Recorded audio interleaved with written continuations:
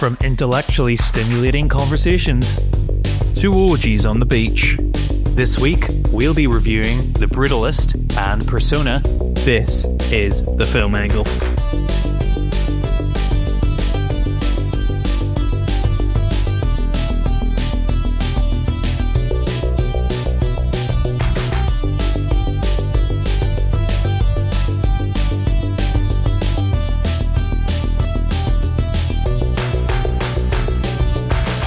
Welcome to The Film Angle, a podcast where we dive deep into the latest releases and unearth the classics to better our cinephilic curiosity. I'm Kris. And I'm Alex. Let's get into it. Kris, you're back. I'm back. You're back? Yeah, I guess I was gone.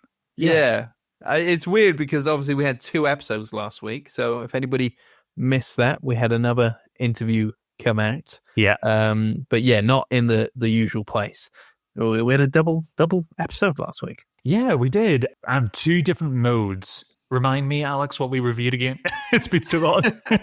We didn't review anything last week. We had our box office draft. Yes, of course we did. How could I forget? How could you forget? So something very different for us on the podcast. So again, if you haven't listened to that, go back and listen to it. I had a lot of fun talking about what films were going to be the kind of big films of the year. And then immediately as I chose Mickey 17 to be your sabotage film, they released another trailer for it. Yeah, I feel like the hype is resurging for that film. Yeah. I don't think it's going to be bad. I do not think it's going to be bad.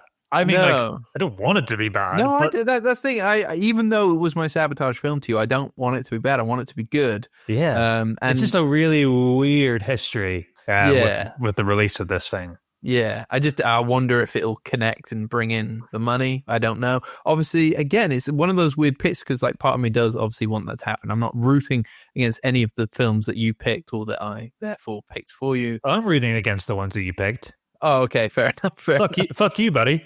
Fair enough. I guess at the end of the day, like, they're just big studio films. Yeah. But, yeah, Mickey 17, I hope it's good. Do you know Robert Pattinson came out and said that he, because you know he does a very weird accent on that film? Yes. He based it on Steve-O.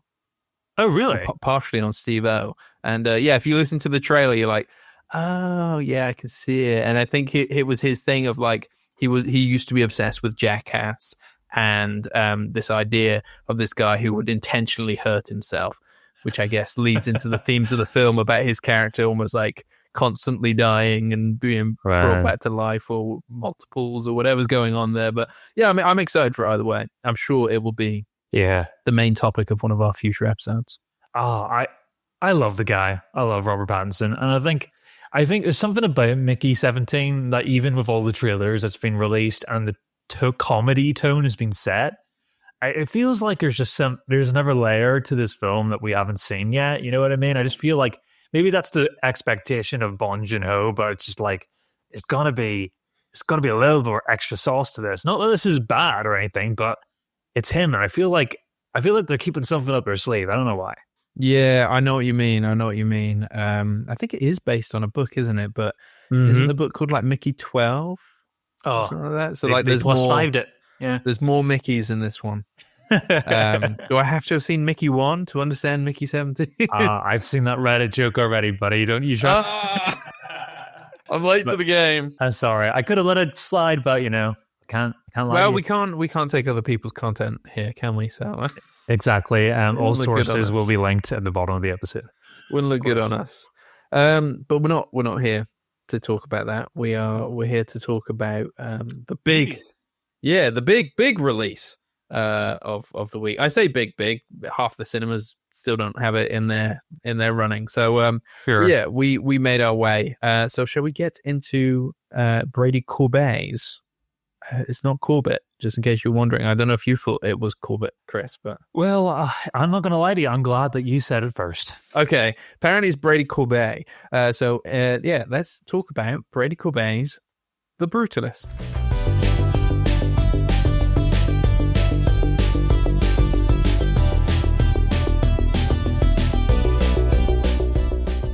The Brutalist follows the story of Laszlo Toth, a Hungarian Jewish architect who, after surviving the Holocaust, moves to the United States to pursue a new beginning.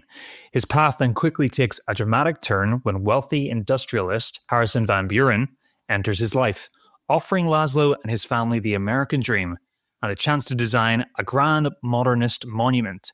As the project embarks, the story follows Laszlo through his struggles with family, past trauma, and the compromises required to succeed in a capitalist America. Ooh, heavy stuff. We mentioned briefly just a minute ago. Obviously, it is the big release of the week, but not many cinemas are showing it. What was your experience? I guess trying to find out where they're playing this one. So originally, for anybody who doesn't live in the UK or whatever, we have so basically the two options for me for multiplexes are View and Cineworld. Cineworld weren't showing this at all, and View originally were only showing one time on a Sunday. That soon changed and became basically the whole weekend they were showing it. And I think now Cineworld are showing it next week as the time of this recording, so they've caught up now. Yeah, too late. They lost my money.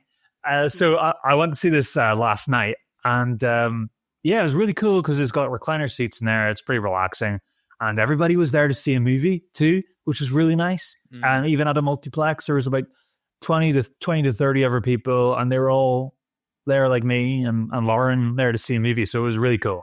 I had a really good experience. You are, I think with this film, you'd hope to get a good audience because you are literally taking out half of your day. Essentially, I think the only people that would mess up, it's people who just didn't do the research. I mean, people do sometimes just see a poster on the internet and go, well, we'll go see that today. So, you just hope that doesn't happen.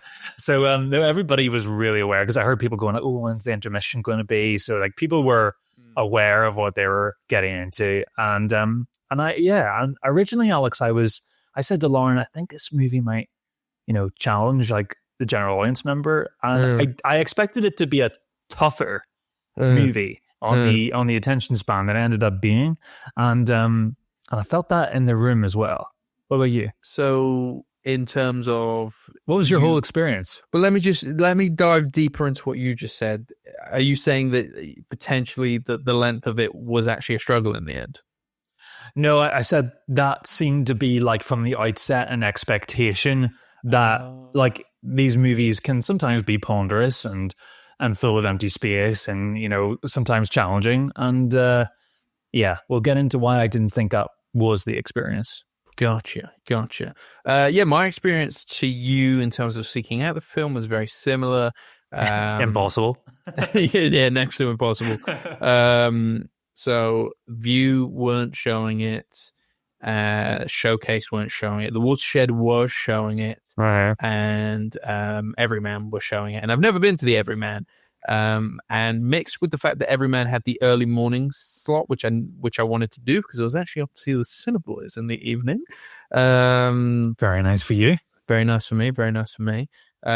You were invited, Chris. You're just 2.5 hours away. Okay. I would have drove. Anyway, yes, let's hear about how amazing your day was. It was, I wanted to get the early screening in, so I'd have enough time to come back and do things. But yeah, it was, and I love the Watershed, but the seats aren't overly comfortable sometimes. And had it been like a 2-hour film, then absolutely would have gone to the Watershed. But this is a 3.5 hour. And I get very uncomfortable very easily, and I start to fidget a bit. So I was like, all right, I'll go to the place which apparently has incredible seats, and they bring food to you and stuff like that. And it was a nice experience. Apart from the fact that it cost me £21. Yeah, for a ticket, that was ridiculous, and that's without food. You know what I mean? And I ordered a coffee in the end. Yeah, I thought, I'll get that mini experience of it. But that's the thing, isn't it? I'm not ordering the food, but if the ticket was a tenner, I might have ordered a pizza in the intermission. You know what I mean? But there's also psychology to making the ticket so expensive. You're like, right, I'm only going to do this like once, maybe a year. I might as well get the food as well. It's like it. By the time when I went there 2 years ago, which I did not enjoy the experience. Not because I thought it was comfortable. I thought like if you take away the food, and like bullshit aspect of it, it would be a really nice place to sit and watch a movie. Yeah. They're still kind of like old sofas, though, aren't they? Yeah, it's like nice and velvety everywhere. You get like I had like a nice little plush like a footrest. Like it wasn't just like instead of like a recliner seat, it was like a footrest where I was like it was like being in your living room. It was great. Like a square box, like a little poofy thing. Yeah. Oh, I didn't get one of those. I was in an armchair because I didn't want to take up like a 3-person seat or risk the fact that somebody might sit next to me on the sofa just in case it was a busy film, but it wasn't. So I had like a little armchair to myself. Get a little lamp beside you. No lamps, thank God. Yeah, like you're in Goodfellas. Yeah, yeah. And then I just did the whole kind of like plan your food in, plan your wheeze in, to kind of make it through the film. But obviously there was the intermission, which helped because I was actually bursting for a wee. Oh, you're terrible. Coming to that intermission. So I love intermissions. I think we need to bring them back. Any film that's longer than 2 hours and 20 minutes needs an intermission. Yes, I think we'll get into the movie and I'll tell you why I think the intermission, hopefully you'll agree why I think it works. But if we started incorporating them into movies willy-nilly, it might lose its potency. Like suddenly just watching Captain America Brave New World and like the Hulk's fist is about to smash Captain America's face and then just cuts to intermission. That'd be quite funny, actually. Yeah, obviously it's better to have an intermission that's been like thought into the film rather than just kind of like throwing one in there for the sake of it. So yeah, no, I fully get that. But it does lead the film into a film of two halves, really, and I don't know if that works for it or works against it. But then at the same time, I would have missed something had I gone for a wee. Yeah. You know what I mean? Oh, yeah, This isn't a movie you want to... Like, there was about 1 or 2 people at various parts of the movie who I think they felt that they judged that they could go to the toilet at that time. And by the time they came back, I kind of like, oh, you missed like a lot of stuff. Yeah. Integral things. So it is interesting. Yeah. It is interesting. I thought it'd be nice in 2025 to maybe start, spoiler-free for a little bit and then go into spoilers. So I don't know if you wanted to give like a bit of a lowdown as to your thoughts on the film, maybe, or would you prefer just to get into it now and we say the spoiler-free part's over? Or I guess we could, but I think my thoughts, because I haven't talked to you about this movie. I know. I don't know what you think of it. I don't think I went on your letterbox for like the last 24 hours going like, oh, he hasn't put it. He's saving it. He's saving it for me. I did the same to you. Oh, shit. Yeah, but to be honest, it's if I was to give you my top level thoughts, spoiler free, and I'll put in the show notes where we then dive into spoilers. But like, I need the conversation with you in order to process my thoughts. I liked the film for the most part, but there are some elements for me in the second half of the film, and especially towards the end, which left me feeling maybe like a little bit frustrated or like not fully understanding, why we'd been here for 3.5 hours. So like, for the most part, great stuff, and obviously very competently made. Looks fantastic. But just like I feel like I need to go through the motions with you in order to kind of figure out where I fall. Potentially. What about yourself? Are you similar, or are you? Without going into much detail, and probably why I was hesitant to kind of give you my thoughts too. Your silence can sometimes be deafening to me, Alex. I absolutely loved the shit out of this movie. Okay. I do recognize those faults, but to me, I find them so insignificant. In comparison to the breadth and the depth of this project, I've kind of saw it as a big picture thing, where when I kind of meshed it all together in a big stew pot and kind of digested it all, it was like I felt the experience was pretty overwhelming, and it felt like I was watching a sort of modern classic that I feel like in 10 years' time I'll still be recommending to people. So yeah, for me, I was completely taken up in the journey, and just kind of I was taken away for the ride. I absolutely adore this movie. Yeah. Okay. That's good. I'm glad. And I kind of wanted to, like, sometimes I just want to keep quiet because I know you're not always influenced by my views, but because you were seeing it like a day after me, I didn't want to be like, I thought it was fine, even though I think it's more than fine. But I didn't want you to then go in with those thoughts of like, oh, something's going to happen towards the end, which Alex doesn't like, or something. No, man. Those thoughts might, I don't want them to play heavy on you, but there you go. There you go. No. Wouldn't doesn't work on me. All right. Well, I think that's where we say spoiler-free stuff over. We'll put, all the chapters are in the show notes, so you can skip to the relevant parts. Let's really get into the Brutalist now, I say. Sure, let's go for it. So obviously we have an overture, and which is also, is the overture the prologue, or is the So yeah, it's kind of like overture is the prologue, isn't it? It's kind of it's setting the tables. It's one of the same thing, which is unexpected because you see the word overture and you expect to just be like West Side Story or an old Hollywood musical where you're going to listen to the score for 5 minutes, and it's not that. No. I mean, it does make good use of the score in those opening scenes. And, oh my god! And I think the film very perfectly encapsulates within that overture kind of the main theme of the film, with that great opening as you see Adrian Brody's character kind of like makes his way to the top of the ferry to see the Statue of Liberty. Oh, and obviously from our kind of perspective, it's kind of at an odd angle and eventually makes its way upside down. And you're like, yeah, I fully get what the film is about to do. It's about to talk about the immigrant story and the American dream. And that great trumpet kind of motif. Yes. That probably doesn't get used enough in the film, I don't think. Well, I've got a theory it's just on that. like fantastic in that moment. I would say the first half of the film is like, I wouldn't change it. Like, it's fantastic. It's it is like a novel. It kind of likes to kind of linger on different elements and storylines. There's an overarching thing of like we're watching Laszlo kind of make his way into kind of a higher up society in America that's going to therefore use him to create this church. But you get to see him come to America, the struggles of kind of settling in, finding a job, and I mean, it goes through many years of kind of setbacks and stuff that. And it's almost like an origin story for the second part of the film in a way.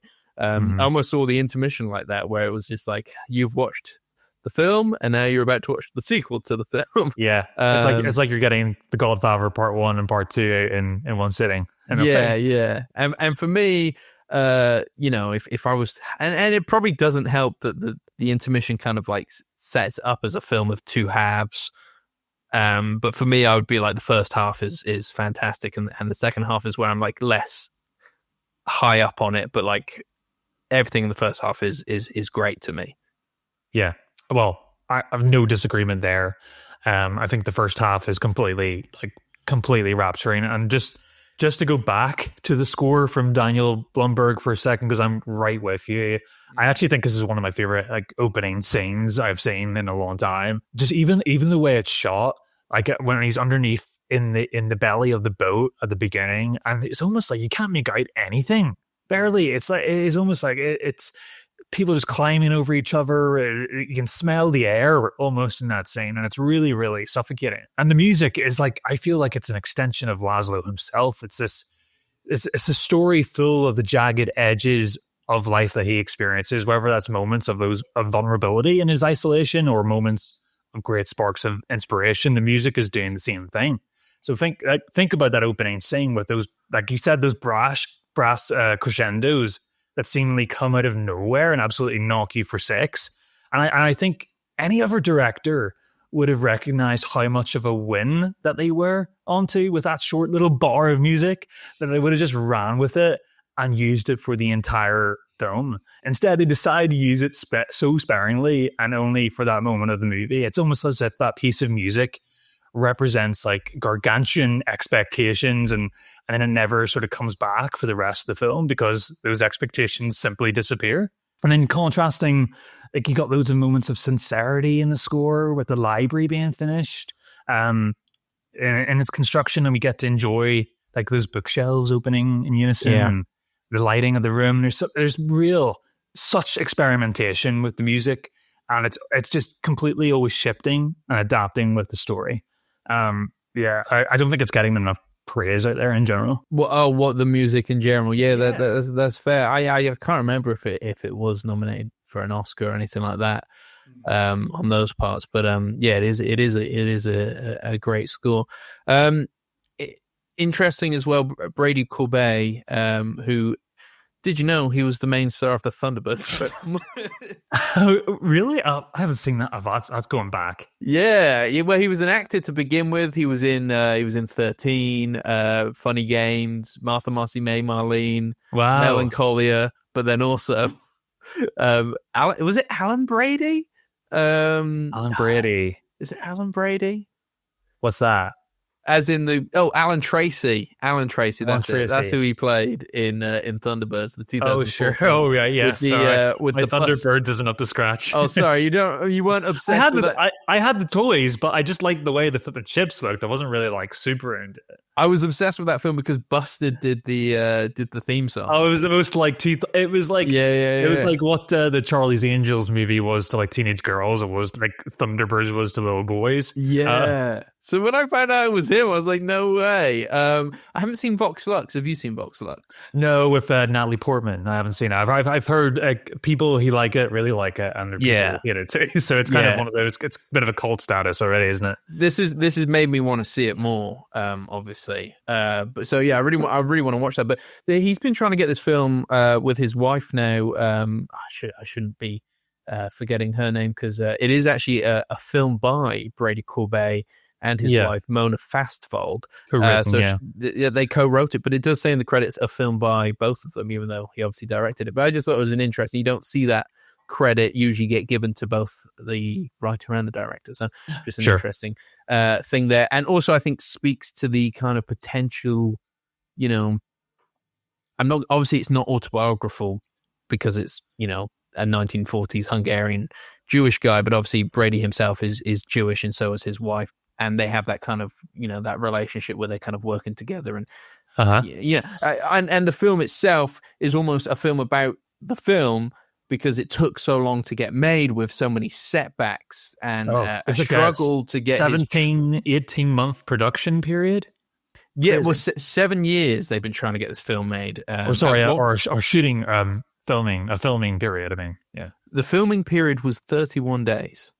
Really? Yep. $10 million, 31 days, which is just mad. $9.7 million, like if you're being exact. It's crazy. It is crazy. I see $60 million in like the first 40 minutes of this movie alone. Yeah, it's mad. It's mad. And to have such a short shooting time as well to capture so much and grandioseness and different decades and stuff like that. Yeah. But yeah, so at one point it had Joel Edgerton attached in the place of Adrian Brody. Mark Rylance was in the place of Guy Pearce. And you just think like this was at one point a very different film, I think. I don't think the Joel, like as much as I love Joel, I don't think that would have been a better movie. But the Mark Rylance interests me a lot. Yeah, Marion Cotillard, is it Cotillard? Cotillard, yeah. She was cast as who's now Felicity Jones's part. Yes. Sebastian Stan was going to play where Joe Alwyn was playing. Vanessa Kirby was going to play the sister. I can't remember who plays her in this film. But yeah, just a very different, like those actors together just makes it feel like a very different type of film. However, apparently the script has not changed much since 7 years ago. Like this is very much still the same script that they wanted to make. And obviously has been a massive uphill battle to get this going. And,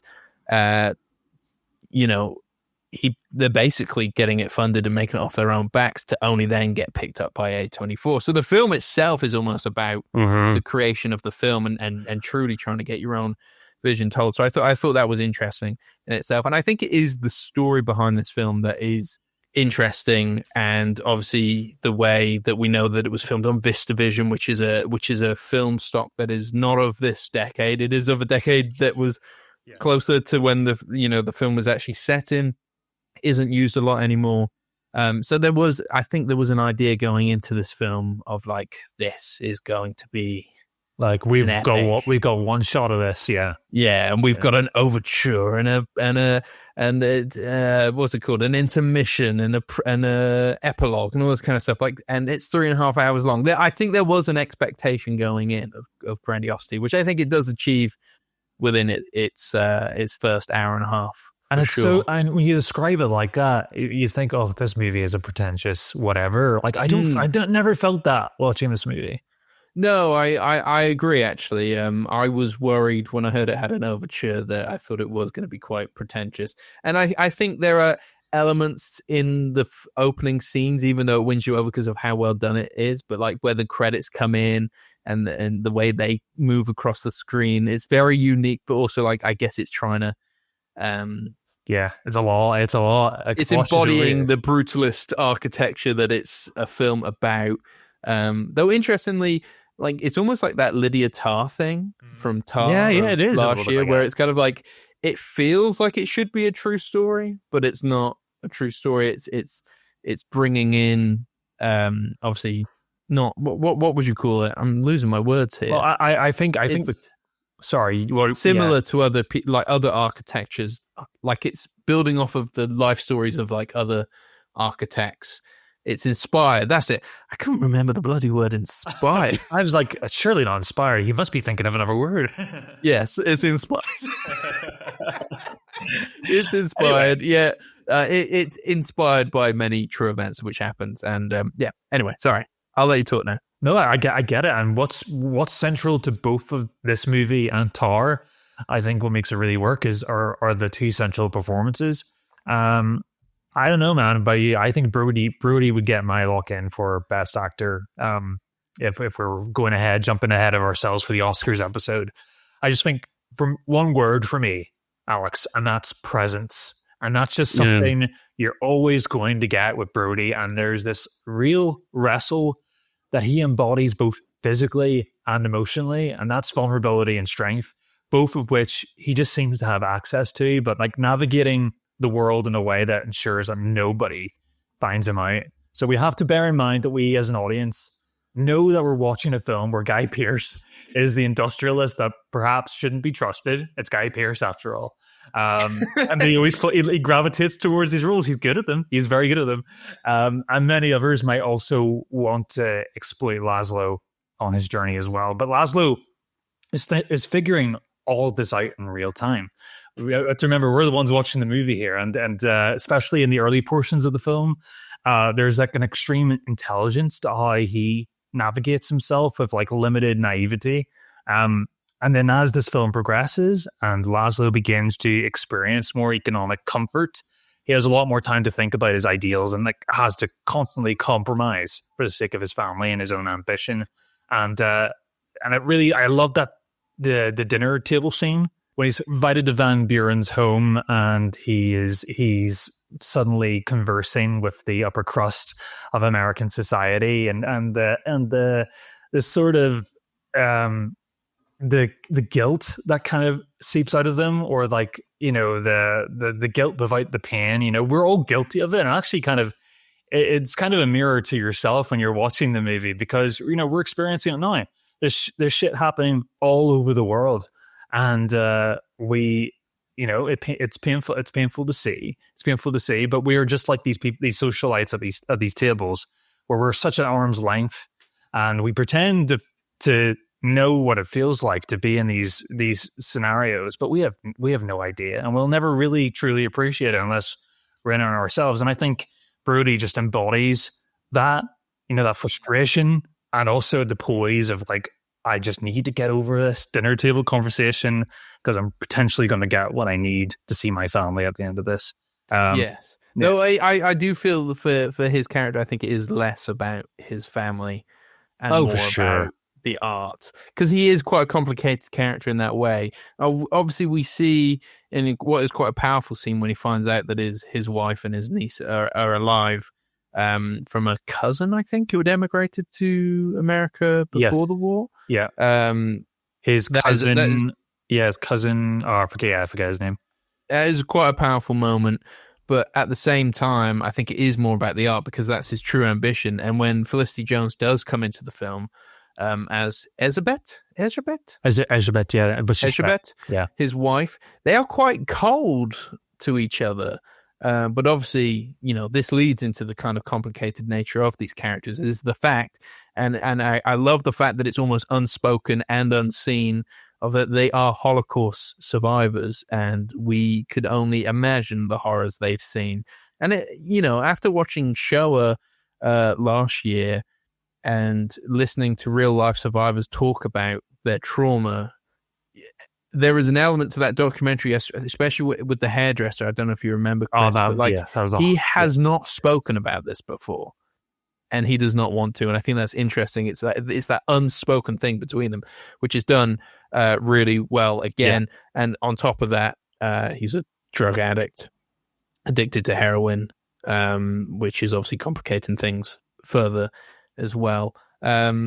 Interest. That was the only one bit in the first half of the film where I was like, I didn't really need that. Was when he's taking heroin and he's kind of like floating around the streets, and there's like a newsreel in the background talking about what heroin is and what addiction is, and I thought I was a little on the nose there. But that was my only criticism of the first half. Yeah. There's little moments like that throughout the film, but I think the monumental outweighing of everything else just kind of like, I was never annoyed by things like that. And I think the big thing is our characters. There's a lot of peripheral characters in the story that kind of go nowhere. But I was never frustrated. I feel like, yes, they were there to do a job, but I do feel like it was Brody's story, and he was a conduit to exploring this whole journey of immigration, and it didn't bother me as much as it seems to have bothered a lot of other people. Yeah, I think in those moments, that's where it truly felt more like a novel than a film. Like I feel like that's where I felt like you would have characters come and go, and that's just life. You know what I mean? Like not everybody has to serve the greater arc of the story, although they all build into the theme. Sometimes the absence of because I feel like maybe it's not that it's a mistake that the characters are, well, for lack of a better word, underdeveloped. For me, like when in the case of, I just remember now, it's Attila is the cousin who he stays with, and his wife Audrey, which is a really interesting sequence where you kind of feel like, Laszlo first comes to America. He manages to meet up with a childhood friend or cousin. He immigrated years ago before the war, and stays with him and his wife Audrey as he works for their furniture business. And something happens with Audrey really quickly, which I thought was very interesting and never explicitly reconciled, but where she basically kicks him out of the house behind Attila's back, and then tells Attila that Laszlo tried to make a pass at her, which is something that never happened in the story. For me, like, what did you think of that moment? Where he kicks him out? Well, like the motivation from her. It's interesting because it isn't really addressed. I guess it's not really addressed again in the film. But I definitely felt there was more than just a friendship connection between him and his cousin, potentially. Okay. Very touchy-feely. Oh, well, yeah, there was a certain moment, of course, yeah.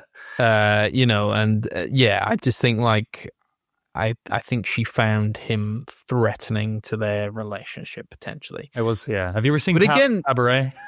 It was very Cabaret, that scene. Okay, I haven't seen Cabaret, so there you go. And obviously there is there's a scene in a brothel at the very start of the film where one of the women says, we have men as well, and he says, oh no, I'm not into that. But obviously just putting the question in there leads you to think that maybe they're reading something on him that he doesn't want you to know. That's interesting, actually. Yeah. So yeah. I thought there was a kind of sexuality there that was maybe being explored slightly. But I think it just adds to kind of how interesting Adrien Brody's character is. Wow. He's actually talking with you now, and this is why I wanted to kind of talk to you properly about the film, because I came away thinking that I really liked Adrian Brody, but for me, I thought Guy Pearce was like the standout of the film. I thought it was fantastic. But now I'm thinking, oh, actually, no, there was a lot more going on there with Adrian Brody that.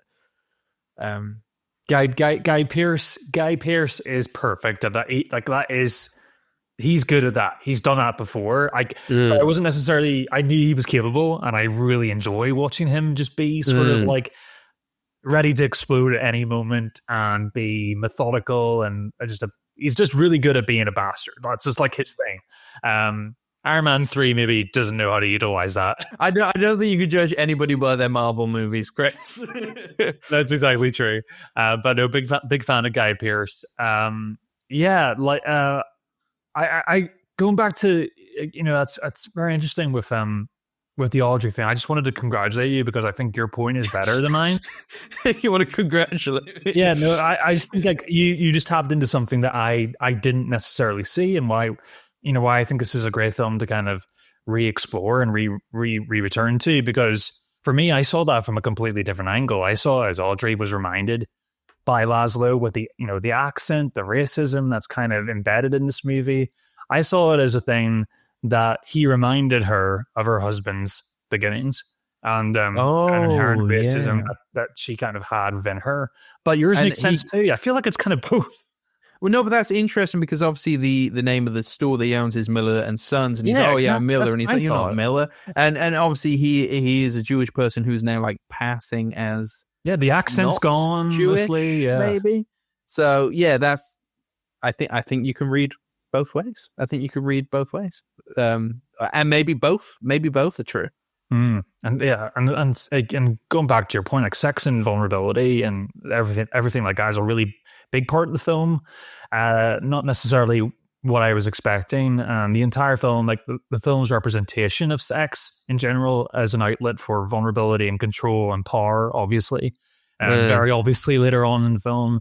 For Laszlo, it's a lot about detachment, especially with his wife, as you said, where their sexual intimacy can feel very strained, and there's like an unspoken power dynamic even between the two of them. Let's not even get started on Guy Pearce and what he's up to. I think we'll have to speak about the Guy Pearce of it all, because I think there are elements of that where I think break that part of the film for me. But anyway, we'll get into that. Is there anything that you want to bring up about the first part of the film before we jump into maybe like the intermission and the second part? Well, then let's just jump into the intermission. I feel like almost like going to the theater, and you're seeing something important. You're having the intermission be actually integrated into the film itself. It's a still image of an old family photo that is both plot point and symbolic about the passage of time, and it just made me feel, and I felt it in the room, that everybody was just excited to get back in, get a quick cup of coffee, and jump back into the story. And I thought it was actually really cool. Yeah. Yes. Yeah. And then we see our kind of like second lead of the film, who isn't even in it until the 1 hour 40 mark, which is Felicity Jones as Elizabeth, and not a lead so much, but his niece is also there. Who's she played by then? Is Jofia, isn't it? The character's name is Jofia. Raffi Cassidy plays her, who's his niece, who has become mute after surviving the Holocaust. And Felicity Jones is now suffering from osteoporosis, which is, well, I guess, do you suffer from osteoporosis, or you just have it, I guess? I don't know. She said in the film that it was due to the famine, so it was a product of illness. Yeah, it's brittle bones essentially. Yeah, and it does happen to a lot of women end up getting osteoporosis. Actually, not all of them get wheelchair ridden, but obviously here Felicity Jones has been, and obviously there was and that's the thing that's so famine, the war. There's a lot of trauma. Trauma brings itself out in real life injury and addiction and all that kind of stuff with all the characters. Yeah, and one of the first things she says to Laszlo is it might not be permanent, and it's just sort of when there's a multiple. You would naturally say that anyway, but she's worried about him discarding her, pushed it away. I think. Yeah. What do you think about Felicity Jones? Is like as an actor in general? I thought she was good here, but she wasn't.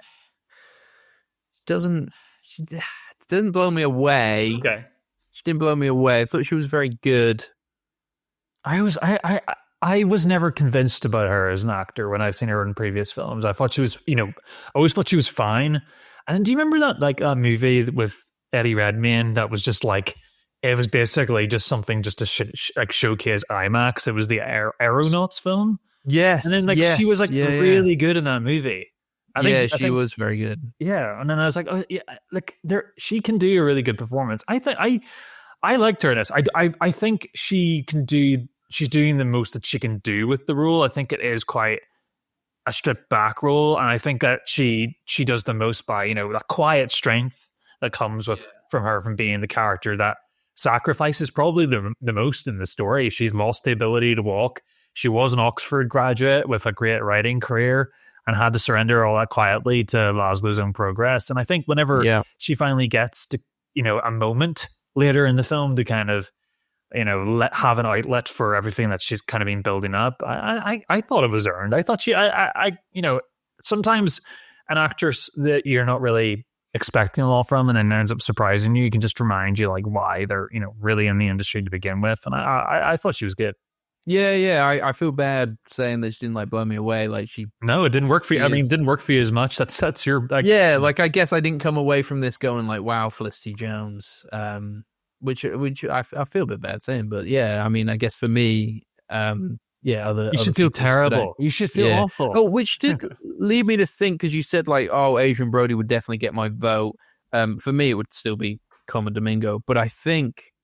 And I don't really want to touch on it too much because I think the conversation's a bit all over the place anyway in terms of what's happened and what hasn't happened. But obviously there's the use of AI within Hungarian dialects used to kind of help tweak accents and stuff like that. I've had a brief look at this, yeah. Yeah. And I think, unfortunately, that will potentially underpin Adrian Brody getting the Oscar. So but he is very worthy, I think. So. What's your opinion on the whole AI thing? It's difficult, isn't it? It's difficult. Potentially the use of it in the prologue sounds more damning to me in terms of using it to create architectural designs that artists kind of copied. In the epilogue, you mean? Yeah, sorry, the epilogue. Yeah.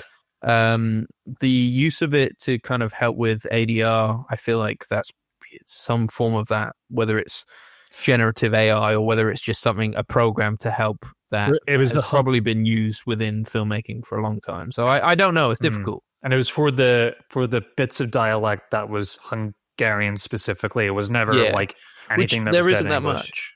Which isn't that much. And I've looked into, and the editor in his very candid interview, not to defend the process, but did say that it was letters here and there, stuff to kind of, because obviously, Brody, despite having a Hungarian background, and obviously Felicity Jones doesn't, it just needed a little bit of tightening up that it was out of their extent of them being an actor, and they didn't have enough time to kind of, time seems to be the big issue of this film. I think I can't have anything against a movie like this that any other studio would have made this for 200 million. Any other studio wouldn't have made it as well. That's true. Like we wouldn't have seen it. Unless it was an auteur filmmaker like Scorsese or somebody in 60 years of industry experience. Never. Yeah, it's not something I have overly strong feelings about. I'm the same. Not enough to ruin my experience of the film.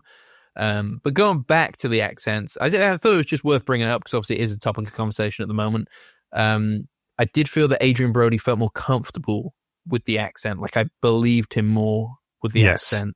Whereas with Felicity Jones, and I don't know whether this is just because we're English and we know she's very, very posh English. You know what I mean? That like, it doesn't always sound right. She's a rebel.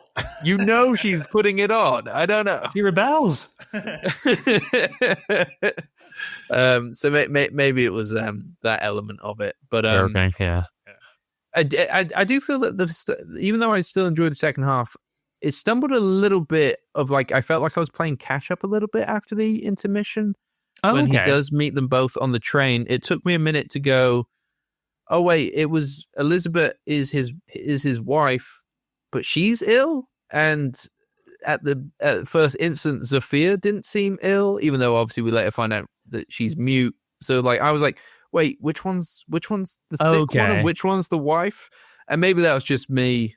But it just felt for a minute I was like, oh wait, have I missed something? And I stumbled out the gate with the second part of the film a little bit. Right. I didn't, I didn't personally find that, because I remember him in that dinner conversation saying about the girl not being, Jovia not being ill, but just she had no one else to look after her. And, and then I think she says pretty quickly when she comes off of the train that, like, I didn't mean to, you didn't write to me, that you didn't tell me. Yes. So I didn't overly stumble into that, but there is a lot to kind of keep track of during that first half of the film. So, it's there's a lot of conversations and keeping your ear to the wall, and I totally get why that would happen. So the second half moves a lot faster. It does, but it also has more spaces. There are more like silent moments to kind of think about all that and because it moves so fast. There's time, there's space. I'm thinking about the marble quarry, and it's a very contemplative, at first serene environment.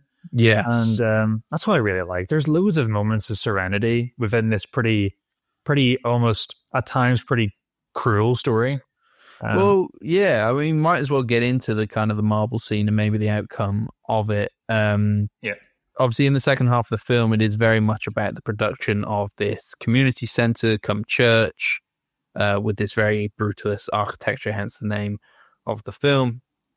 And, there's setbacks, there's year-long delays. At one point, Laszlo gets fired by Van Buren due to, basically they're so delayed because of a train crash, which kills some of their people. Yeah, he couldn't do anything about.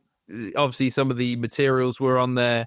People were hospitalized. It's a whole insurance problem that obviously Van Buren is a very angry and small little man who well, he says a line that completely sums him up, like send flowers to the families. Oh wait, don't do that, it'll seem too obvious. Yes. So he's not a very likable fella. He's not very likable at all, and obviously he's very charismatic, and you can get why anybody would. He's very charismatic, where he can like magnetize people towards him, get them in the payroll, and then all the shit seeps out afterwards, and you're stuck. And that is exactly where Brody is.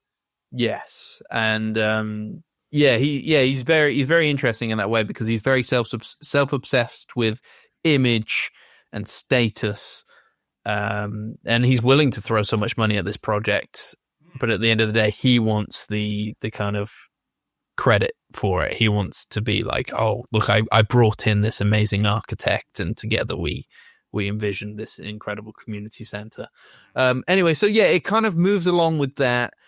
He gets brought back on board, and there is a small kind of 20 minute section of the film where they end up going to Italy or Sicily, and where the vibe of the film almost changes completely when they go to the marble quarry, which is again just another fascinating place. Looks great. Obviously, in VistaVision, you're able to capture quite a lot of height within the camera stock. So yes. I've been told to believe, which is interesting. And I'm going on a tangent again. Sure.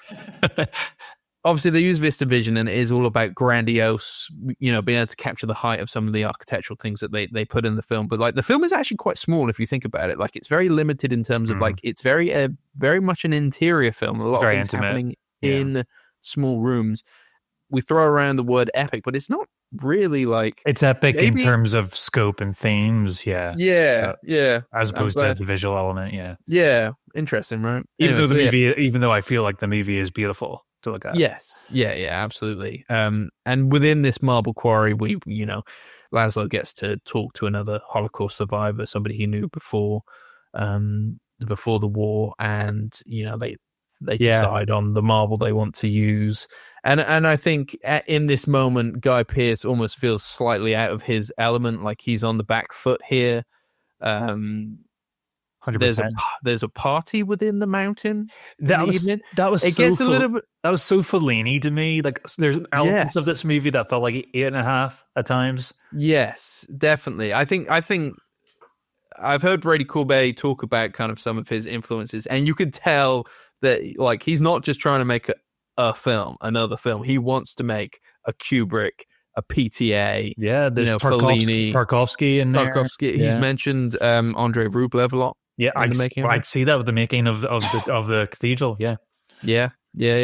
So there you go. Anyway, so he ends up having this party in this mountain, which again, all this kind of feels almost dreamy, and I think the film is set up to kind of make you wonder, like, is what I'm seeing real, or is Are people having parties in marble quarries? Yeah. Yeah, and obviously there is that moment in the quarry where the voices kind of double over a couple of times, so it gives you this kind of ethereal quality. And then obviously Adrian Brody, Laszlo, he's high, he's drunk, and he's all of it.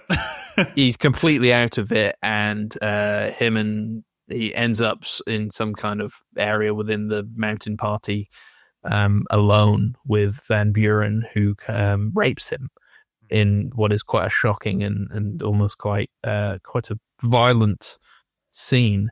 Yeah, it's pretty brutal. And it's interesting, isn't it? Because that scene finishes and you go, wow, yeah, all right. It, adds to the metaphor of Van Buren asserting his dominance, and I guess leads to this kind of antagonizing villain that he is, but also the element of, America's going to fuck you over, essentially. And you'll never truly achieve the American dream as you might hope. Like, you're always going to get fucked over by the higher ups, I guess. I wasn't expecting that to then be addressed. I thought that was like a one and done scene. The movie does its best to like spend an hour not addressing it. Which is interesting, because when it gets brought back up again, it's a bit of a shock, right? Well, it's a bit of a shock, because when they leave the marble quarry the next morning, there's an element of you that thinks maybe Brody doesn't even remember this. Laszlo doesn't remember this, because Pierce says to him, "Oh, well, you were a mess last night," and then it's left at that.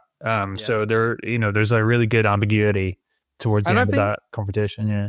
I think there's an element of like, you're not 100% sure if it was real.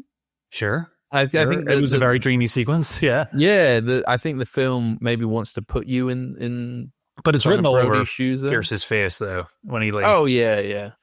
But yeah, interesting that becomes then almost the finale of the film. Is there because I am probably jumping ahead. There's obviously a kind of drug fueled sequence with him and Felicity Jones, very all that kind sequence of stuff. So I don't want to jump ahead to that kind of powerful moment there, but like, was there anything before that you wanted to talk about? No, I feel like, that is an overt metaphor, but in the moment of the film, it really is effective. It really is effective. And even when he's hanging over Brody's body, and when, he's puking his guts up, and he's patting him on the back and kind of sort of being scolding and sympathetic at the same time. And just to see that switch that happens there in the moment, like, you could completely sense the energy in the room when you're watching that scene.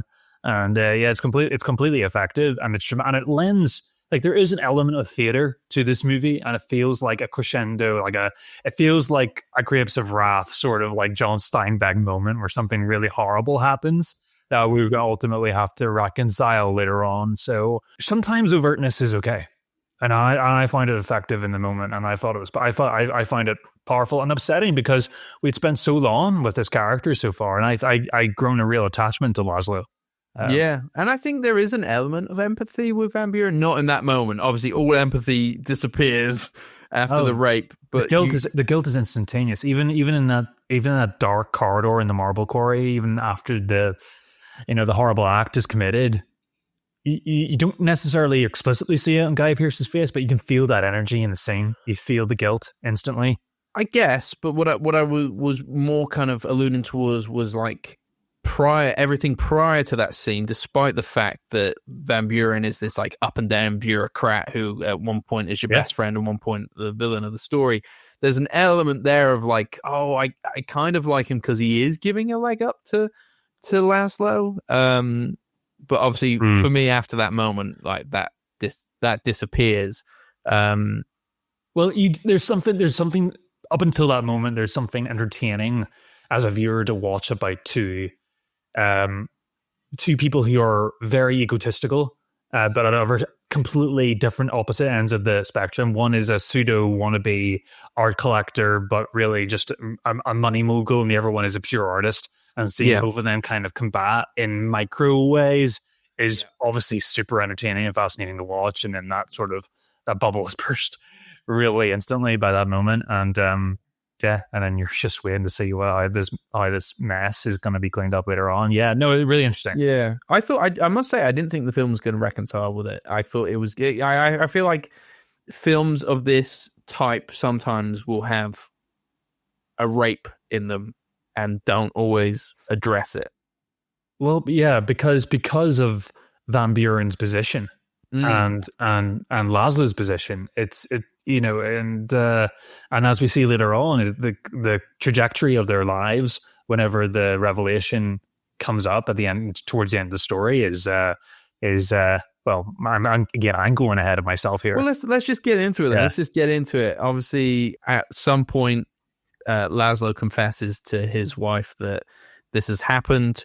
It seems that it happened whilst they were under the influence of heroin, which he gives to her to kind of ease her pain at one point. Yeah, she's running out of her pills. Yeah, painkillers. And yeah, for me, it was an interesting scene, but I didn't know that scene was going to end the film, or at least the main story that we've been seeing. She confronts Guy Pearce. She's, in front of his children and I think just two random American bureaucrats. Yes. And yes. and some smoking jacket gentleman. Yes. Yeah, and basically calls him a rapist. Oh, I say basically. Well, she does. She calls him a rapist. She says, all of you, I'm sorry, you're not going to like what you're about to hear, but I am going to say it. And Yeah. She gets dragged out by his son, Harry, who is implied that he raped Zofia earlier in the film as well. So, like, I think his anger stems from his own kind of idea that he is his father's son there, but also that she is explicit in the fact that she's like, oh, he didn't rape me, he raped Laszlo. So I guess within that time period, there's another element of sure. I mean, like, yeah, treacherous absolutely. Sexuality involved as well. He then just kind of magically disappears, and they go on a search party. Party for him. Obviously, it's implied that he's probably gone to kill himself. Though, for sure. Yeah, I felt that was out of character for him if he did. And but this is why, like the film. This is where my frustrations with the film come, because obviously in that moment we don't know what happens there. We are at arm's length from him. We only really see it from Brody's perspective. This character, though, and Elizabeth's as well. Well, what do you mean? What Guy Pearce is? Yeah, there's disappearance. He's never the POV character. So no, he's not the POV character, but like it's the fact that the film ends there.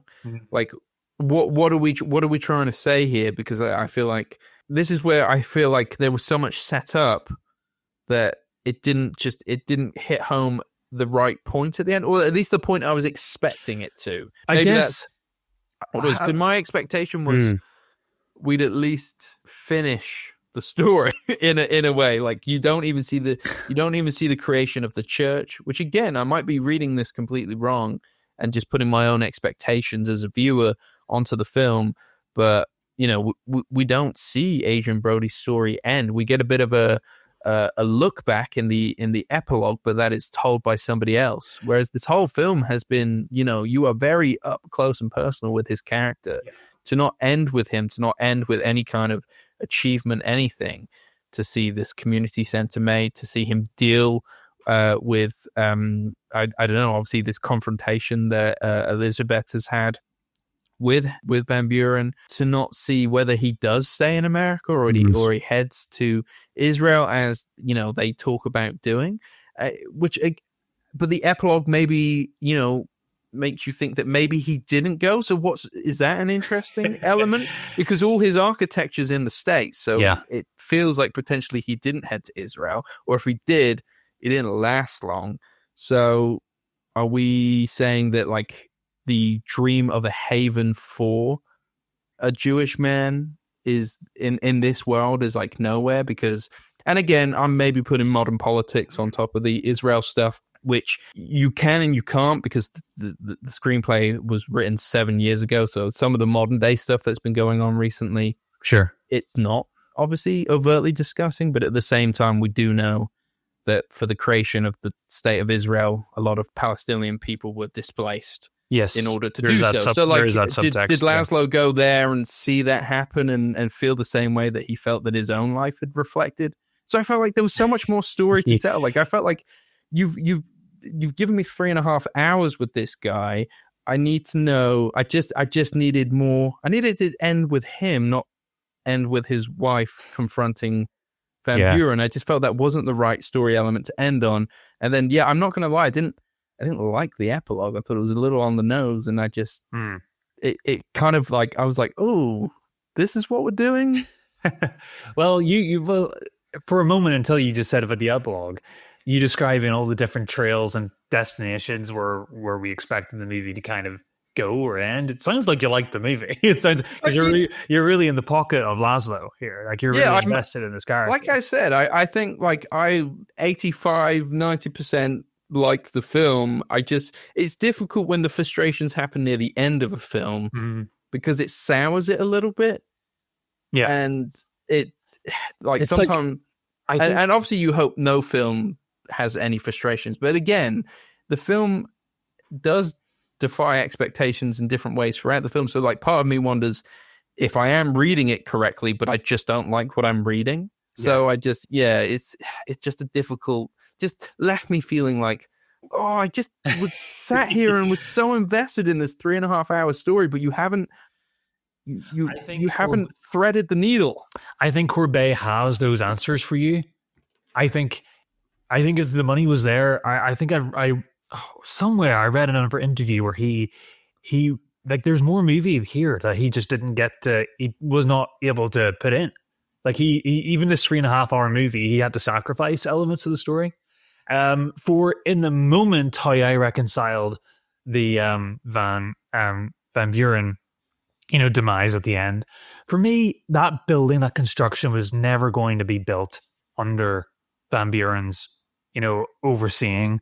Maybe it was, but not in a way that ever felt like it was going to be Laszlo's.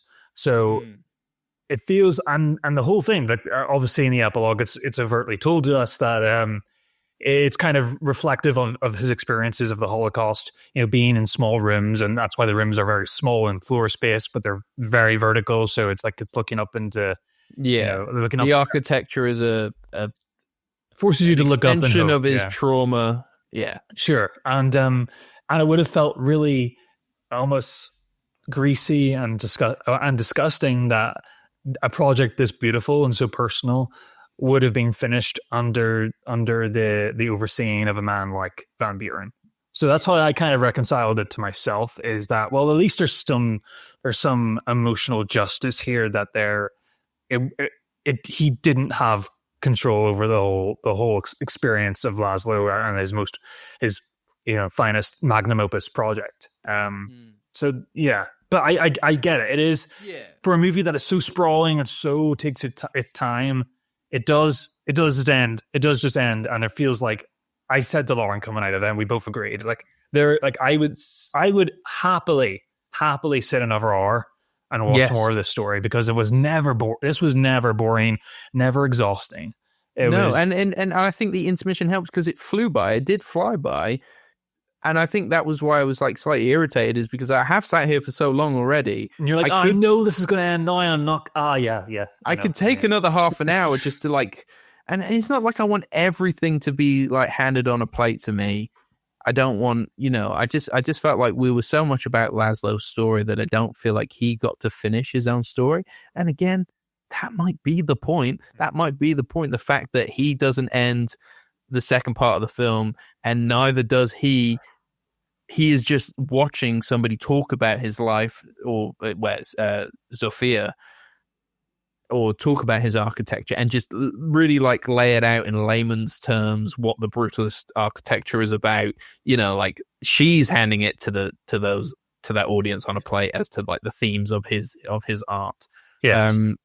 And he doesn't get a say in this. So yeah. And then I was just like, you know, the film obviously starts with a big metaphor of the American dream, and obviously that is, you know, it heavy-handed metaphor throughout the film. But at the end of the day, I want to know what he did. You know, maybe that's good. I don't know. I just needed a little bit more. Well, at the very least, you're excited about the project, and you know, I think that's if you're frustrated by the experience, I mean, I would recommend that's your best takeaway from this. But yeah, you're right. But who knows how we'd feel if we had this wrapped up not in a neat bow. I know you said not. Yeah, like a little bit of ambiguity is fine, but like absolutely, but it was like too much left of his story for you know, somebody I'd invested a lot of time in. I can see a world where this would have been a 10-part miniseries as well. I'm just so glad that this film exists. And the thing is, if it was a 10-part miniseries, I probably wouldn't have watched it because I prefer films. I'm so glad it's a film.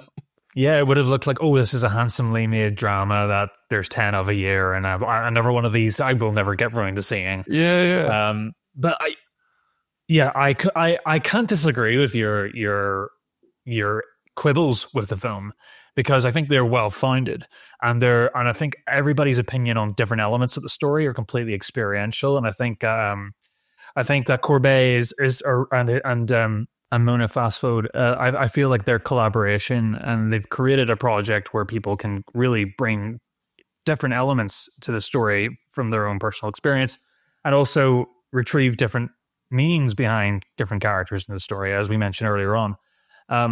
But it's just such a monumental, you know, like the structure, not to be stupid, you know, compare it to the film itself, but it's such a monumental project, and I love 95% of this so much, so much, and it's so unexpected, and not like we get every year in the cinema. It's completely unique in that way, that I feel like I hold my hands up, and this time I'm letting the 5% go, because I just had such an outburst of an experience that that I won't forget, and I really do love this movie. Hey, I'm so glad we've been able to chat about it, because it's made me feel more enthusiastic about it. I guess that's just the case sometimes of when you go to the cinema by yourself.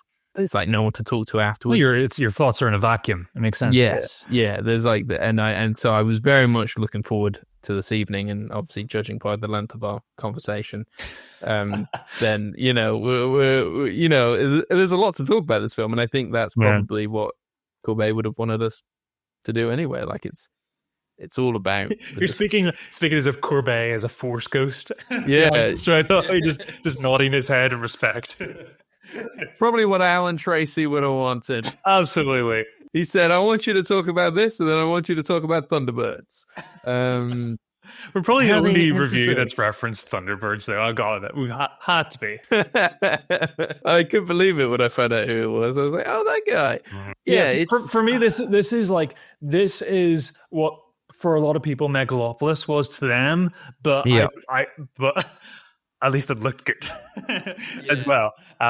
So I had an overwhelming emotional response from the opening scene of this film, and it kind of carried the whole way through. What were your thoughts on the epilogue, though? Like, what?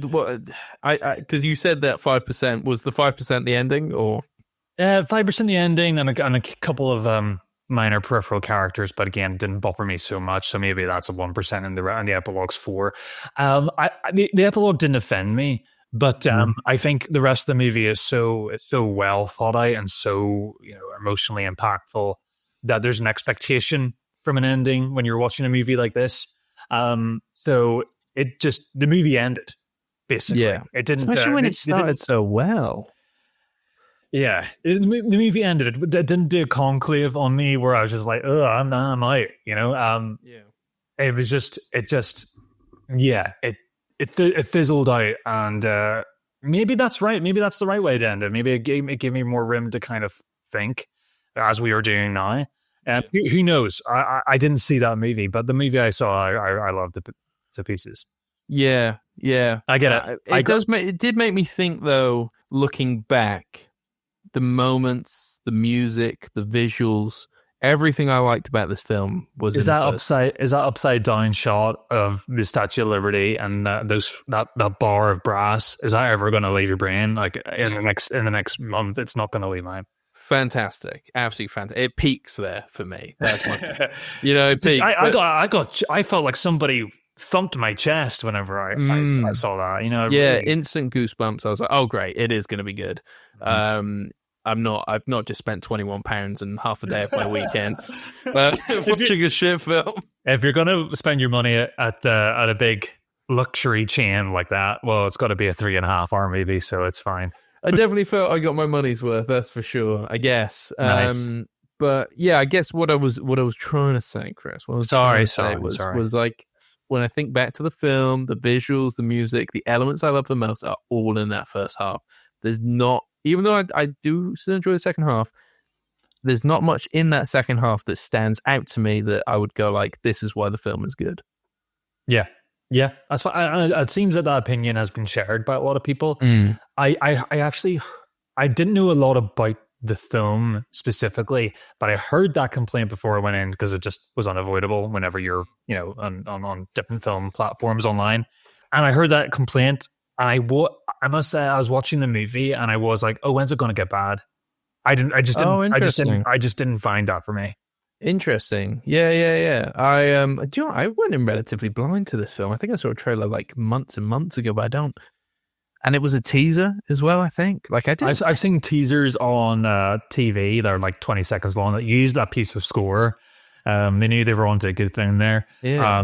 I think the bulk of stuff I saw were some images. There's been a lot of shots from the film. It was like early last year we were seeing like buzz about this movie already. I think it just took a long time to get there, but I'm glad I did. Yeah.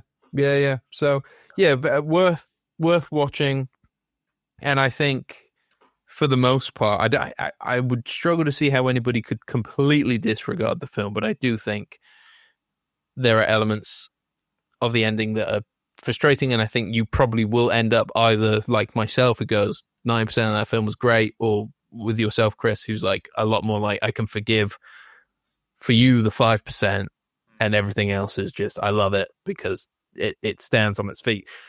I just find it's annoying when things are bad at the end, I think. Or not bad, I don't want to say it's not bad. It's not the hardest part of the film. Yeah, because it is your last impression of the film. So, if something's frustrating at the start, but then it's just fantastic for the rest of the film, you forget about that. Yeah. But I think because my frustrations lie at the end, it's like, it's the bit I remember the most because I've just come out and I've gone, The worst. I do not envy anybody ever trying to make comedy. Comedy is the worst. It's like, if 5 minutes of that movie is not funny, it's failed. And it's just, you have to make a perfect film for a comedy to be great. It's unfortunate, but for me, I've always said my piece. I love it, despite its minor flaws. Nice. Well, we've spoken a lot about The Brutalist there. Ooh, brutal. Let's move into the next. Okay.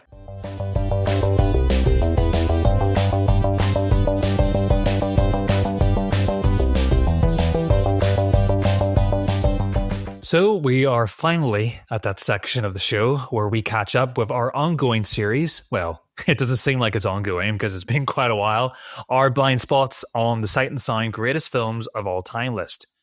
We are slowly making our way down the list of films we haven't seen before, and this week we are on number 18, according to Letterboxd. And that film is Ingmar Bergman's 1966 classic, Persona. Alex, take it away. Take it away. Well, shall we briefly discuss the synopsis of Persona? Sure.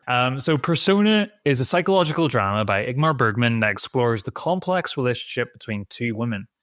Elizabeth, who is a renowned actress who has suddenly stopped speaking, and Alma, the nurse assigned to take care of her. As the two women spend time together in isolation, Alma becomes increasingly captivated by Elizabeth's silence, a mysterious presence. As Alma reveals her deepest secrets, the film explores the collapse of the self and the merging of their identities. Or does it? Or does it? Or does it? Well, this is the thing, Alex. This is a very this film has been called the Mount Everest of film criticism, and apparently anything that you can have an opinion on in this film can be contradicted. So did you find it as enigmatic as its legacy claims to be, or did you find it just like an interesting film to kind of root around and explore and be with these two characters? Yeah, I guess the former. I guess it was very enigmatic. I was very intrigued by this film and left me with a lot of thoughts. And I guess the more you read about this film and the more you think about this film, you realize that like there is no one sole like definitive as to what this film is. Though to be fair, it doesn't get weird until maybe like the halfway mark. Like it doesn't. It becomes less of a straight-laced story closer to the end, I would say, and that's where things start to go a little bit weird strange. In terms of its form or the characters themselves and where they are. Probably like form more than anything, because it's relatively straight-laced, you know, like apart from the opening sequence is a little bit. I forgot about the opening. That it's clear by the end of the film, but at the beginning, it's that's super enigmatic, and you're like, okay, I'll file that one away and come back to it later on. Well, I think the film literally stops, burns itself, and then starts again, doesn't it? About halfway, 3/4 of the way through the film. So for me, it was like, oh yeah, this is a story of an actress who is either refusing to speak or just no longer can speak, and the nurse who's looking after her to kind of better understand what is going on mentally. And obviously they confide in each other, and I thought it was really like there's a sweetness to it, there's an intrigue, and then obviously the silence almost gets too much for Alma and breaks her in a way that obviously hasn't broken Elizabeth. So yeah, no, it fascinating film. And I before we go further into it, I'm just intrigued to know, is this your first Ingmar Bergman film? No, I've only seen one other, and that was Seventh Seal, and I watched that about 2 years ago. I really liked it. Yeah. So this is the funny thing with Ingmar Bergman. I've not seen any of his classics, but I have seen like 2 of his lesser known films when they were on Mubi. So I've seen Prison and I've seen Port of Call, which were very much like quite straight stories, you know, melodramatic. Typical are they historical stories? Like they tend to be his classics tend to be more rooted in a historical sort of narrative. One was about a movie director. I know that much, and kind of his I think his idea of a film. And then I can't remember the other one. I think it is. I'm just having a look now. Port of Call. I rated it quite highly. It's on your Letterboxd top 4. It's not on my Letterboxd top 4. Yeah, but again, yeah, I don't fully remember, but I remember them being interesting. So, but for me, it felt like going into Persona, I was maybe watching. You know, there's like 5 or 6. Ingmar Bergman films which are considered like incredible, and he's got an insane like filmography, 60 odd films. He made a lot, and Persona was like in like the latter half of those films, and I believe those films are incredible, but they are a lot more kind of like straight laced films, whereas this obviously was a bit of a deviation from that. What is The Seventh Seal like? Is that relatively? Yeah, it's sort of it's 10 years prior to this, and it's really good, but it is more it's rooted in history and in a period of peasantry, and there's a lot of like heaven and hell allegories and the angel of death, and there's a lot of that sort of stuff, these big lofty topics in the background, and it's a pretty linear story in comparison. Yeah. I mean, if Persona's done anything, it's made me want to go back and watch his other films. Though I have always been a little bit daunted by is it Scenes from a Marriage? Because it's like 4 hours long or something. Marriage doesn't interest you for 4 hours, does it? I don't know. I mean, but obviously, I guess sometimes you just have to set yourself up for the day, like we did with the Brutalist. Not to go back or Sid and Tango, that old classic. Oh yeah, that was something. Like surely, there'd be more to intrigue you than Safe and Tango, and that's not a diss against Safe and Tango. I liked it. Anyway, back to Persona. I wasn't aware this was a weird film though. I read the description. I hadn't really learned much about Ingmar Bergman. I didn't really know much about him at all, to be honest with you. No, I mean, it's like he's one of those directors and filmmakers. He was every great filmmaker's favorite director. I think Tarkovsky he said, like, the only person's opinion about my films that I'd ever respect is Ingmar Bergman's. Everybody else can kind of get fucked. Okay. So, they're operating at these levels, like they're both filmmakers and other filmmakers that we've covered in the BFI. And there's this sort of thing running free of non-linearity, there's and playing with the form of cinema, and to really challenge audiences. And it's still challenging today watching these films, don't get me wrong, and very, creates a lot of stimulus watching a film like this.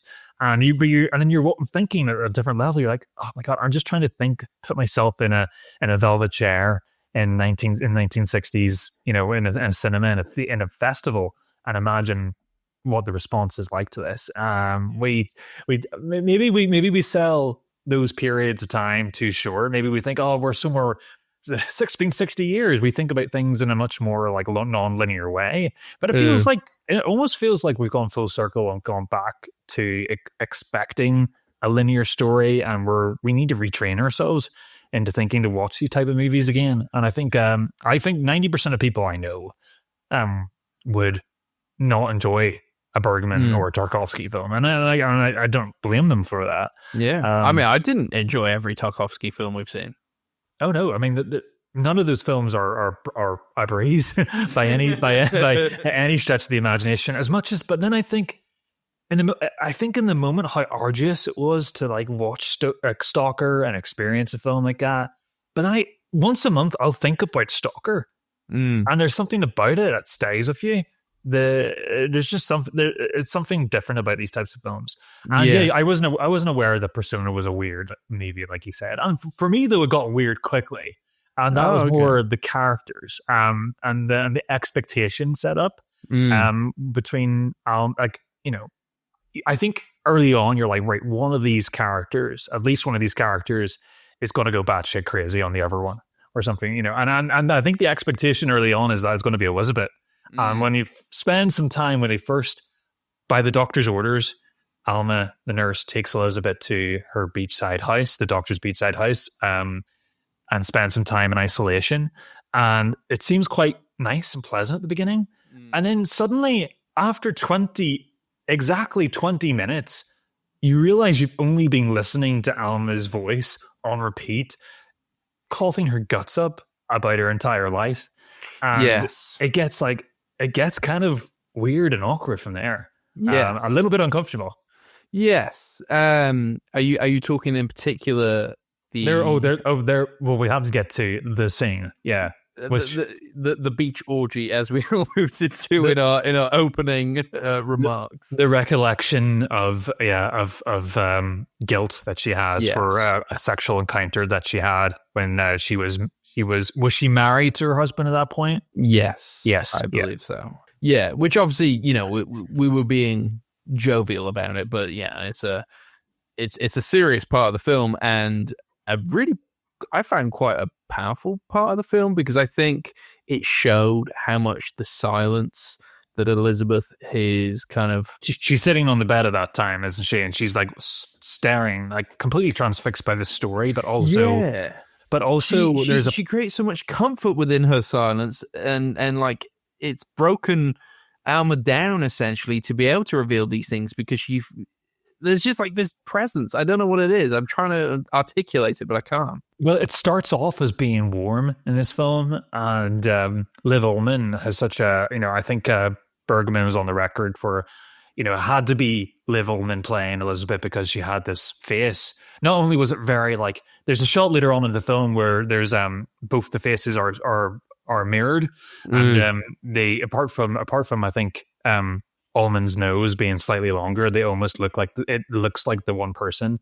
So they've got very similar facial characteristics, but there's something about Ullman whenever she stares or listens to Alma, she cocks her lips into like a slight 1% smile that is almost predatory at times, almost like she's going to like eat her for dinner.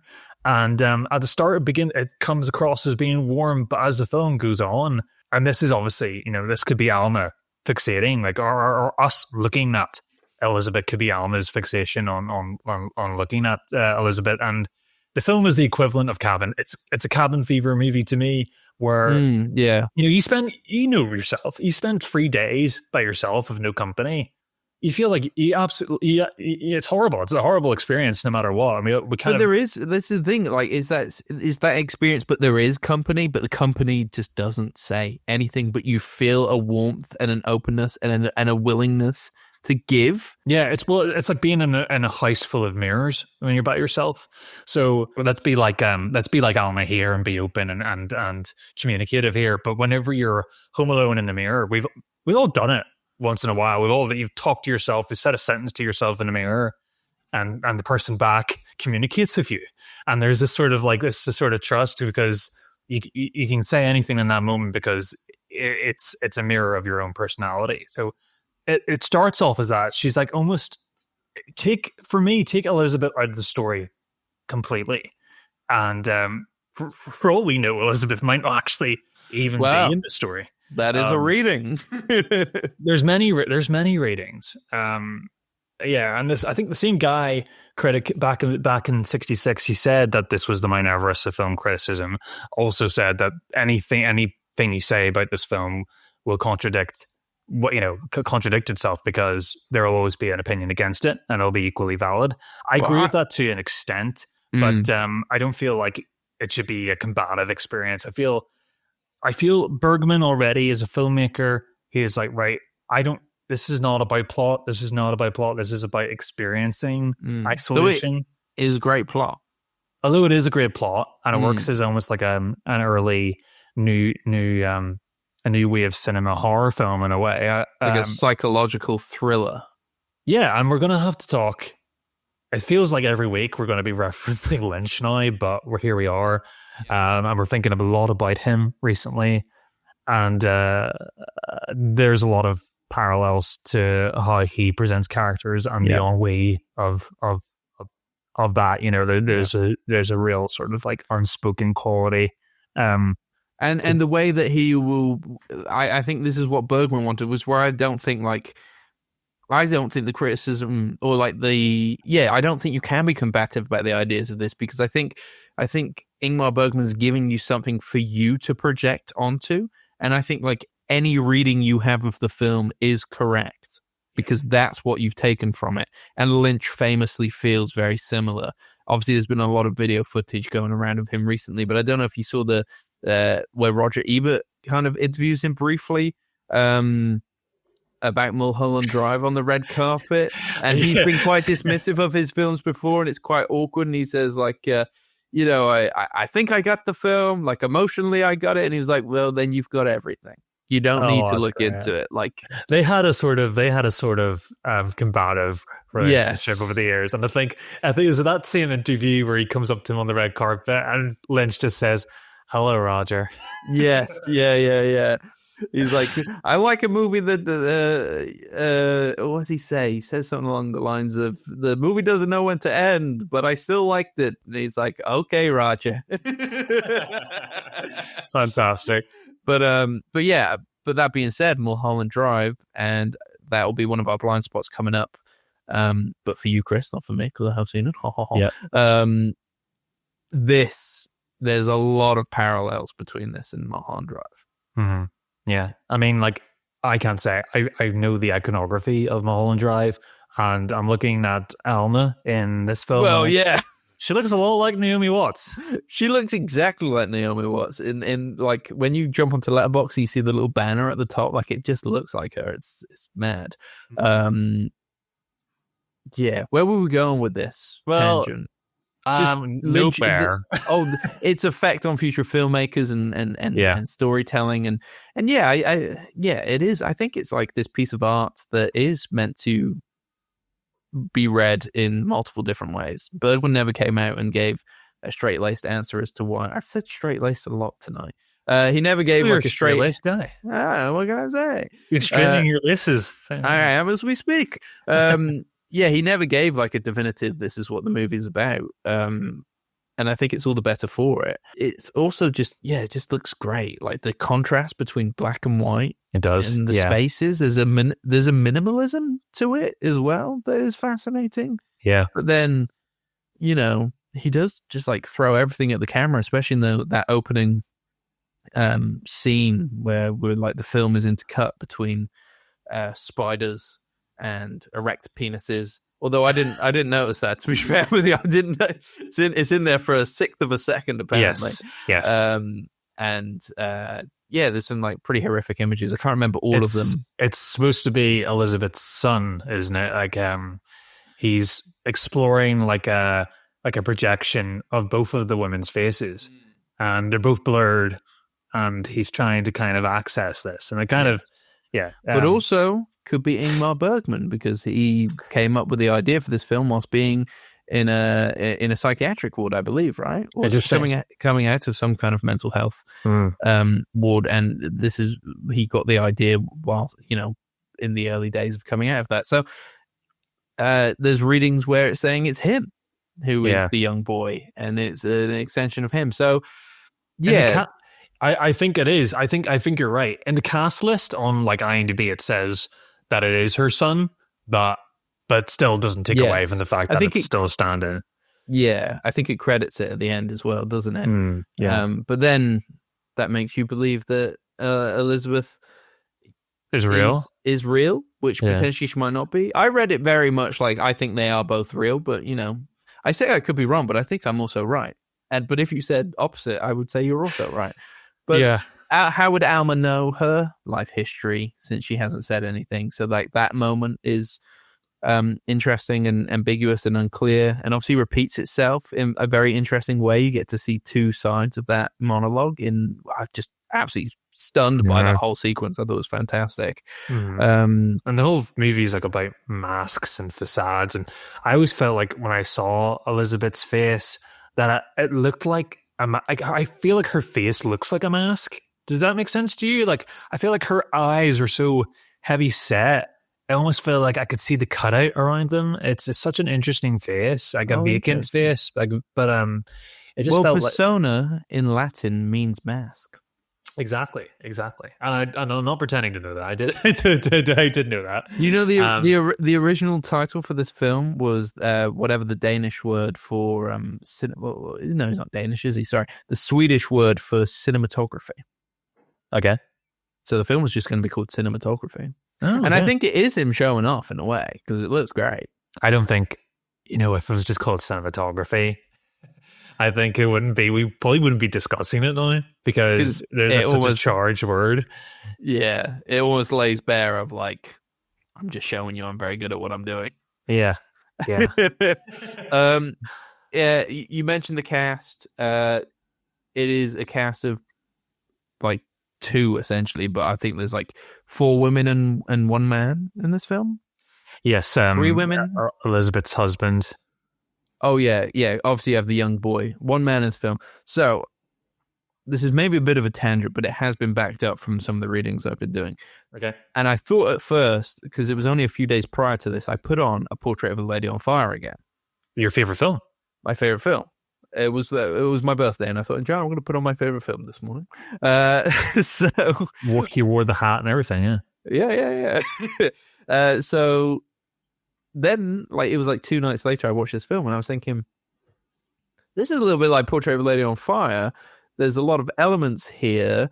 Obviously, the 2 women getting to know each other. I think the way that Alma falls, one could read in love with Elizabeth, despite the fact that she's not saying anything. But it's very much like there's something. There was a sexual tension between the 2 of them. I felt. Yeah, there's an allure just from like her face, and obviously, Portrait of a Lady on Fire is all about the female gaze, and obviously because Nomi Malant, who plays Marianne in that film, is studying Adele Hanel's character. She's starting to fall in love with her because she's having to kind of keep picturing certain elements of her, and her face, her smile, her lips, her ears, her hands are a big part of it, and it's the little like tics and features and way that she gets to learn who she is through those moments, which is really beautiful. And I thought they were doing a similar thing in Persona. And obviously there are some really lovely beach shots in Persona, and there's specifically a tracking shot of her running after Elizabeth on the beach to kind of apologize to her, which is almost like shot for shot, very similar to a shot within... That tracking shot is gorgeous, yeah. Portrait of a Lady on Fire. So I was just like, oh, this is kind of like if David Lynch directed Portrait of a Lady on Fire. It's an interesting... The island itself is beautiful. It's like shot on the island of Faro, I believe. Bergman Island. Bergman Island, which is, I've heard the movie Bergman Island.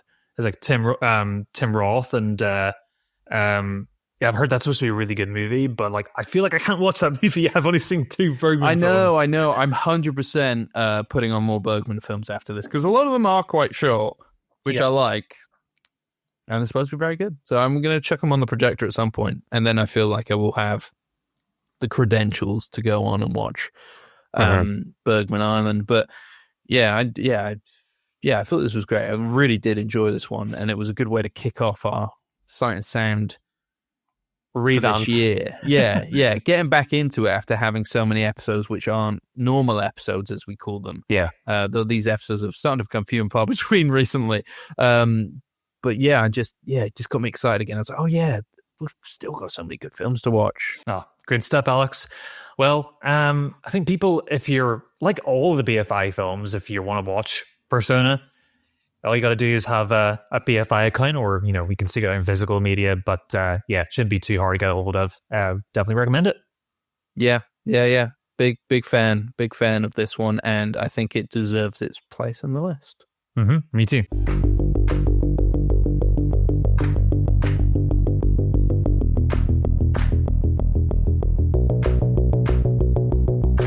I don't want to say what's coming up next episode because it keeps changing so far this year as to what's happening or not. Might be an interview, might not be. I don't want to put it into the ether that it's one specific thing and then not be a thing. You get what you get. I mean, it's pretty good that we're pretty regularly releasing episodes on Wednesdays now, and for at least a year and a half. That was touch and go. Oh no, I think you're being too hard on yourself there. We did very well. We did very well, I think. But we are a lot more organized than we ever have been before. And I think variety is really important to us. Keeps us, interested in talking about many different facets, and we're not stuck in the lane. And also, everybody gets to have something, different to look forward to every week. Definitely, and I agree. I've enjoyed trying a few different formats and conducting a few interviews and doing all that. And it's going to carry on for a minute, and we'll keep trying new things. But we'll always return to a big review episode. And it was absolutely great to get into the Brutalist today with you, Kris. Like, that was a long conversation, but I needed it. I really enjoyed it. I really enjoyed it, to be fair. And I think cemented my feelings about it even more. Really good discussion, Alex. And you got to bring your A game next time. You're going to have to top that one. Yes, well, I will try. So will I. It depends, though. It depends what the film is. Like, is Captain America a new world, first world? A Brave New World. Brave New World. Is that going to, do I have to watch that? Give us the same conversation? You might be okay because our February is a bit of a mix of episodes. I'll watch it because of holidays, etc. So, maybe you might have to. Yeah. Okay. I'll do it for you. Thank you. Do it for the podcast, Kris. Come on. So I guess I did skip Deadpool 3, so yeah, I owe you one. That's all right. It's honestly fine. I know Deadpool 3 was your favorite film of all time, and you've already got Captain America Brave New World coasters and cups everywhere. Oh no. It's fine. It's fine. No. No, it's fine. It's your type of film. Kris. I like the BFI films, and you like the superhero movies. That's fine. Everybody knows that about you. I'm not ashamed of my nerdiness. I'm not ashamed of it, okay? But let's just say I'm not the Marvel fanatic I once was. It could come back. I never saw you as a Marvel freak. It could come back at any time. I still, I've got my comics down here. I hope it doesn't. But yeah, no, I'm enjoying talking about films of all walks of life. But yeah, so come back next week for more cinematic discussions, as we always say. So shall we do the outro? We shall. That has been the episode for this week. If you've enjoyed it, make sure to leave us a 5-star rating or review. We do really appreciate it.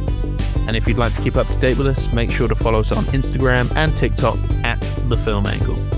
We also have a Film Angle playlist. If you want to listen to what we listen to, you can find that in the show notes. Be sure to catch us next week for more cinematic discussions. But for now, goodbye. Bye-bye.